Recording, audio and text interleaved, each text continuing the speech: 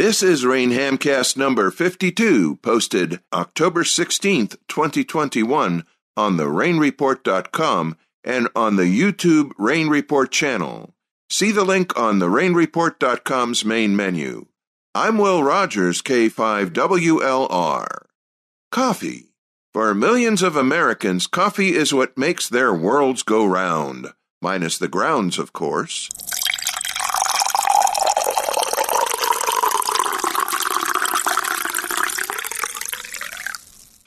Speaking of grounds, for the next two hamcasts, we're digging into RF grounding, something every ham needs to take seriously, especially if you're in an area prone to frequent lightning. Rain's Hapali, KC9RP, recently spoke with Jim Hull, W9JGH, who has battled local and atmospheric noise for years in suburban Chicago until he got his ground system right. Jim, W9JGH, was first licensed in 2011. He's been an extra since 2012. Jim is a project manager by profession, as well as president of the Chicago Suburban Radio Association, CSRA. Rain's Hapali, KC9RP, recently spoke with Jim about his grounding system. Jim, one of the challenges of being a new ham is not just putting up an antenna, but knowing what to do to ground it. They hear about ground this and ground that, ground coffee, whatever ground it might be. How would you explain to a newcomer what proper grounding is? When I was a new ham and started looking into grounding, my motivation was a lot of noise on my HF signals. So I started studying grounding and determined that there are quite a few different ideas of what is proper and what should be, and they don't necessarily always agree. So I decided that what I believe is proper grounding is everything should be grounded to a ground rod or multiple ground rods, and the wire length from any one piece of equipment should be the same length, so that the high voltage, if it does strike, or if you do have high voltage coming back into the shack, everything will be at the same potential. As the electrons travel down the wire, it'll take longer to get to the equipment that is on the longer wire.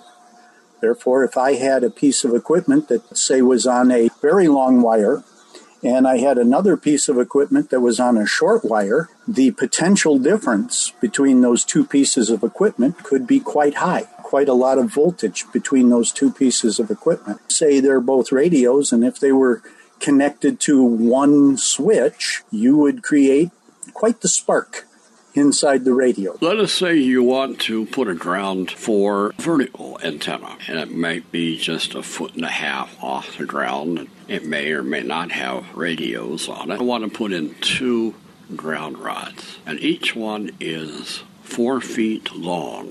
The only way to do that is to go out and buy an 8 or 10 foot copper-clad steel rod that might be 5/8 inches, and then you have to cut the thing in half. And then you put each one in the ground. So each one will be 3 feet, however many inches. And you want to maximize the effect that they are. They're both the same length, same size. You put a clamp on each one and run a short, thick braid to the antenna. Is 4 foot long enough for a ground rod if you want to have 2 as opposed to just 1? I believe the length of the ground rod will be directly related to your location in this planet. You want to make sure your ground rod gets at least below, if not quite a bit below, the frost line, because it'll be ineffective if frozen, and it'll start heaving or it'll start pushing up out of the ground. All of my ground rods are 8 feet long, and I do have multiple ground rods. One of the ground rods I have actually is inside the house, in the basement. I was very lucky when we were putting some drain tiles in. I had the opportunity to drive a ground rod inside the house under the foundation of the house. and I use that in my grounding scheme. I also have one ground rod just outside the house, which is connected to my lightning arresters in a box on the back of my house. That has a number 6 wire that runs from that ground rod to the Commonwealth Edison ground rod that they use. That bonds my system to my electrical system. Once again, everything is tied together. If something takes a hit, everything will go up in voltage at the same time. Everything will go down in voltage at the same time, and you won't get any differential. Now, if somebody is in an area where they can get into the water table with a 4-foot ground rod, say you're in a swampy environment or something like that, then probably a 4-foot rod would be fine. But here in Illinois, I would recommend at least a 6-foot. 8-foot would be preferable. You're listening to our first excerpt from Hap Holly, KC9RP's Zoom conversation with Jim Hull, W9JGH, about his thoughts on proper antenna grounding. We'll resume our look at the basics of RF grounding after station ID. This is Rain Hamcast number 52 for October 16th, 2021. I'm Will Rogers, K5WLR. We'll be right back. This is the Rain Hamcast, available from the rainreport.com and YouTube.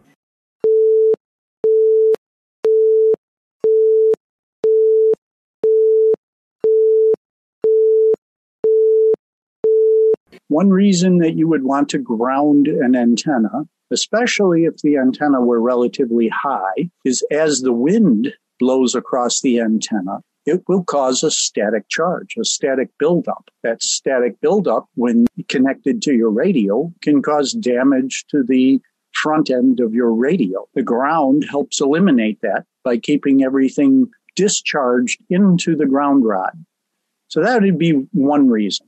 In my case, the reason was I had a lot of EMI, or electronic noise interference, QRM, coming into my signal, and it was making it very difficult to do anything on HF. So I started experimenting with different grounds and different grounding schemes to see what helped eliminate the noise. And by bonding everything together and using multiple ground rods, I seem to have gotten rid of almost all my noise.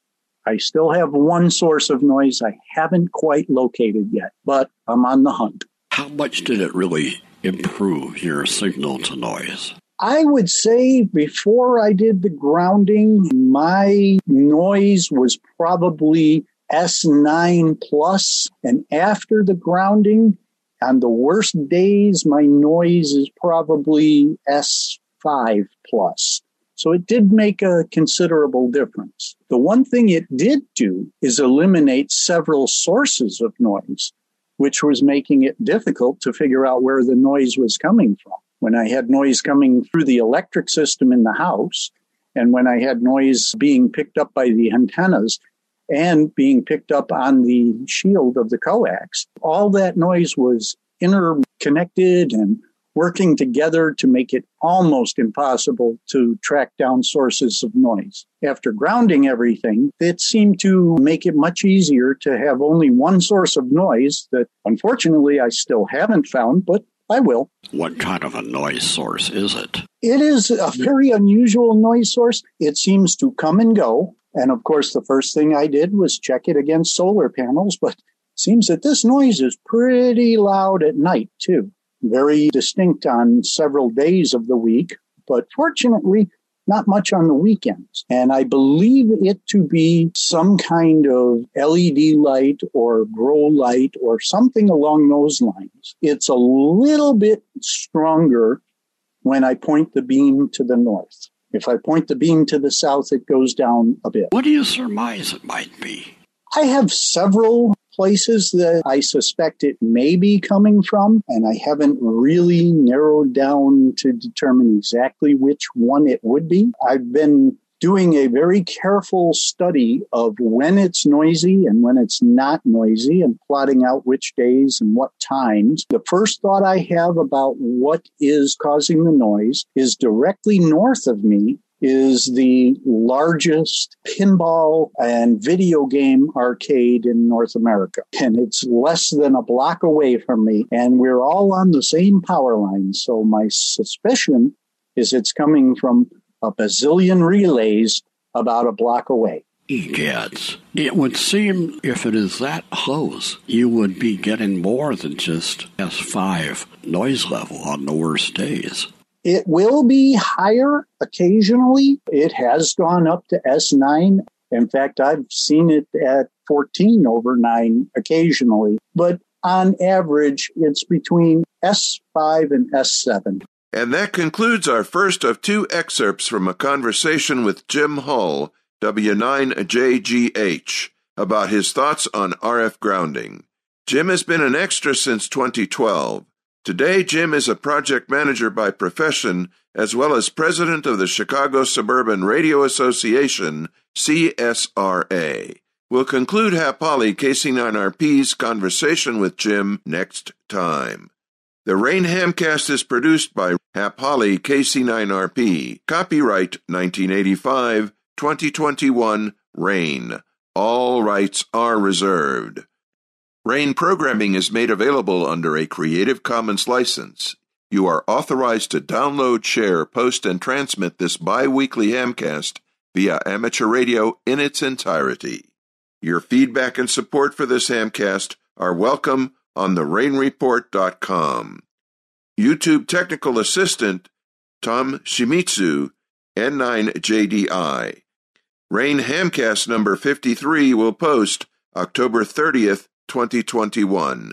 Very 73 from the Radio Amateur Information Network. I'm Will Rogers, K5WLR. Keep on hamming.